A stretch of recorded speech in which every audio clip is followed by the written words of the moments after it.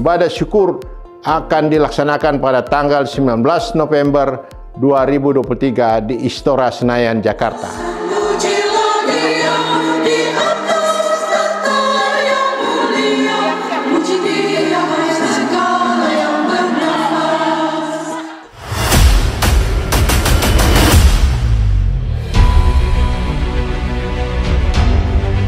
Mari kita mensyukuri dengan penuh sukacita iman atas karya layan Tuhan Yesus Kristus di dalam dan melalui gerejanya GPIB selama 75 tahun. Soli Deo Gloria.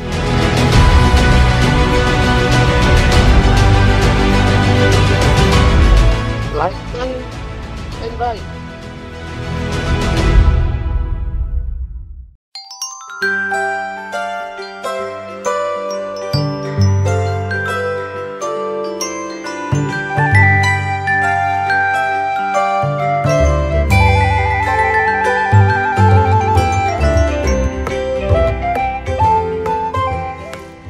Selamat pagi sahabat GPIB yang terkasih, bertemu kembali dalam Morning Call GPIB.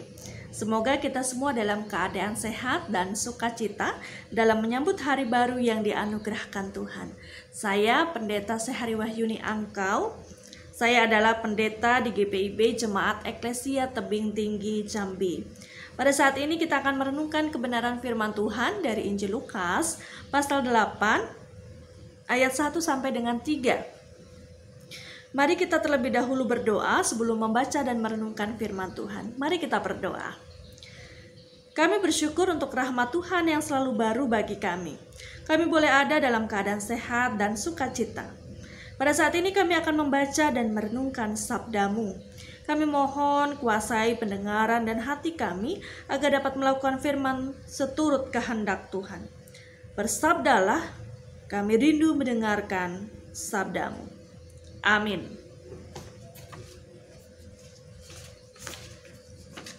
Sahabat GPIB, saya akan membaca Injil Lukas pasal 8 ayat 1 sampai 3 bagi kita semua.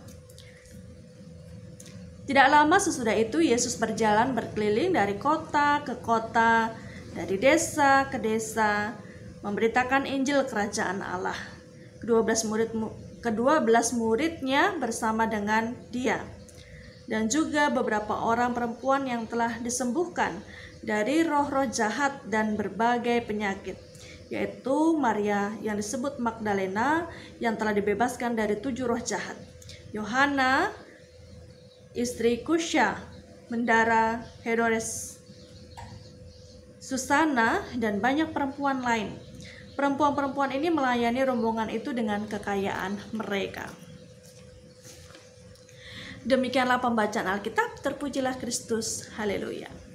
Bapak, Ibu, Saudara, adik-adik, dan bersama para sahabat GPIB yang terkasih, pagi ini kita akan merenungkan firman Tuhan dari Injil Lukas pasal 8 ayat 1 sampai 3 yang menceritakan tentang Tuhan Yesus membebaskan dan menyembuhkan para perempuan dari kuasa jahat dan juga dari berbagai penyakit. Nah, setelah Yesus membebaskan dan menyembuhkan para perempuan, Yesus dan ke-12 muridnya berjalan berkeliling untuk memberitakan Injil dari kota ke kota, dari desa ke desa. Nah, Injil Lukas menyatakan bahwa ikut serta juga para perempuan yang telah disembuhkan dari kuasa roh jahat dan berbagai penyakit. Nah, perempuan-perempuan ini yaitu pertama itu ada Maria Magdalena. Nah, ia dibebaskan oleh Yesus dari 7 roh jahat yang menguasai diri dan hidupnya. Nah, Maria ini berasal dari Magdala, yaitu sebuah kota nelayan di tepi barat Danau Galilea. Lalu yang kedua ada Yohana. Nah, ia adalah istri Kusya. Kusya ini adalah bendahara atau pengurus rumah tangga Herodes Antipas. Nah, Yohana inilah yang datang ke kubur Yesus bersama Maria dan Maria Magdalena. Lalu yang ketiga itu ada Susana, tetapi tidak dijelaskan profil lebih lanjut tentang Susana dan juga para perempuan yang lain. Nah, kasih dan kuasa Yesus membuat para perempuan ini memberi respon konkret sebagai tanda syukur dengan ikut berkontribusi dalam pelayanan bersama dengan Yesus.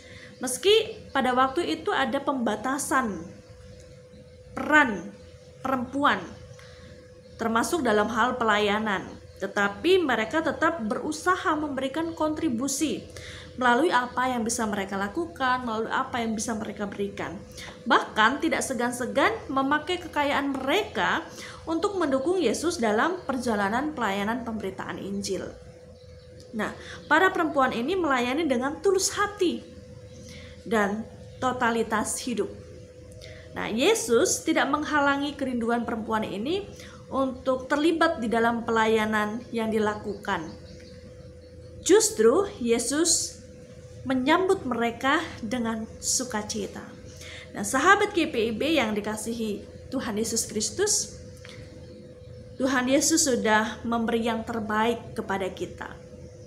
Salah satu pemberian Tuhan yaitu nafas hidup yang masih kita rasakan hingga detik ini. Sebab sekalipun kita memiliki banyak harta, kekayaan yang berlimpah, kita tidak akan sanggup membeli nafas hidup yang diberikan oleh Tuhan.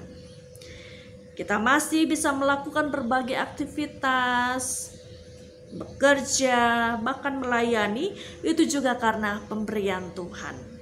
Jika Tuhan sudah memberi sesuatu yang terbaik kepada kita, yang menjadi pertanyaan bagi kita sekarang adalah, sudahkah kita memberi yang terbaik lewat talenta atau milik kepunyaan kita? Dan itu kita berikan sebagai ungkapan syukur dan terima kasih kita kepada Tuhan. Nah, setiap kita memiliki talenta yang berbeda-beda, dan kita dapat saling melengkapi satu dengan yang lain. Nah, melalui pelayanan-pelayanan di gereja misalnya, sebagai diakan penatua, sebagai pengurus pelayan pelekat, sebagai panitia Natal, panitia pembangunan, kemudian sebagai kantoria pemandu lagu dalam ibadah hari Minggu, lalu bergabung dalam vokal grup, paduan suara, komisi-komisi, dan sebagainya. Nah, kita bisa menggunakan talenta yang kita miliki untuk menopang pelayanan-pelayanan yang ada di gereja kita. Nah, mari kita melayani dengan apa yang kita miliki. Tentunya untuk hormat kemuliaan bagi nama Tuhan. Bukan karena kita ingin cari nama, cari panggung, atau mendapat panggung, atau bahkan ingin dipandang keren ketika kita melayani. Melayani harus menjadi gaya hidup kita sebagai orang percaya. Kita telah diberkati Tuhan dengan kesehatan, dengan kecukupan, dengan kecukupan materi, ragam talenta, dan sebagainya. Semua itu bukan untuk diri kita sendiri, tetapi untuk menjadi berkat bagi orang lain dan juga untuk hormat kemuliaan bagi nama Tuhan. Tuhan Yesus memberkati kita. Amin. Mari kita berdoa, meresponi firman Tuhan yang sudah kita baca dan renungkan bersama-sama. Mari kita berdoa. Kami bersyukur dan bersuka hati atas sapaan firman-Mu bagi kami. Firman-Mu mengingatkan kami bahwa hidup yang kami jalani adalah anugerah pengasihan-Mu. Oleh karena itu, selayaknya kami merespon setiap panggilan dan pengutusan Tuhan dalam hidup kami. Kami mempersembahkan yang terbaik melalui talenta dan juga apa yang kami miliki, agar menjadi kesaksian yang hidup dan hormat bagi Tuhan. Kami menyerahkan kehidupan kami di sepanjang hari ini. Tuhan kiranya menjaga dan menyertai kami agar kami selalu dalam keadaan sehat dan selamat. Terlebih ketika kami akan beribadah dan melayani Tuhan di hari Minggu yang kudus ini.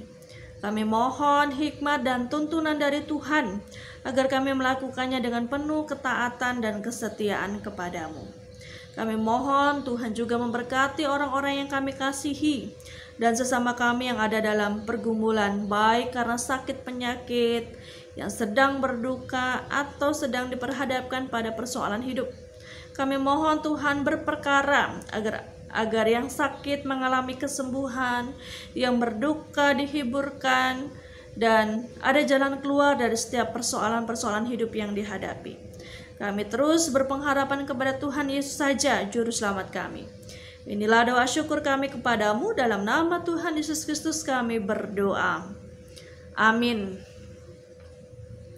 Para sahabat GPIB, demikianlah renungan Morning Call GPIB pagi ini. Selamat beraktivitas, selamat beribadah, dan selamat melayani Tuhan. Salam sehat, Tuhan Yesus memberkati kita semua. Amin.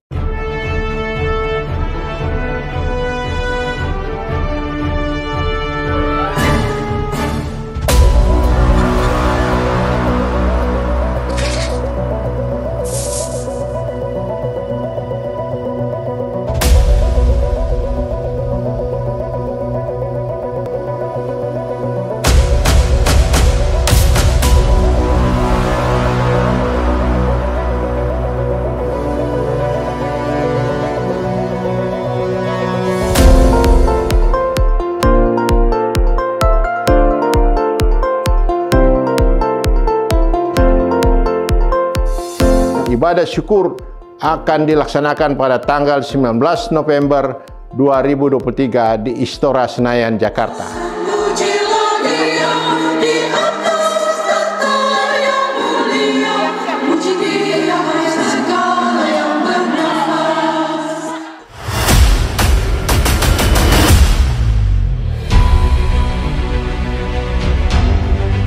Mari kita mensyukuri dengan penuh sukacita iman atas karya layan Tuhan Yesus Kristus di dalam dan melalui gerejanya GPIB selama 75 tahun. Soli Deo Gloria.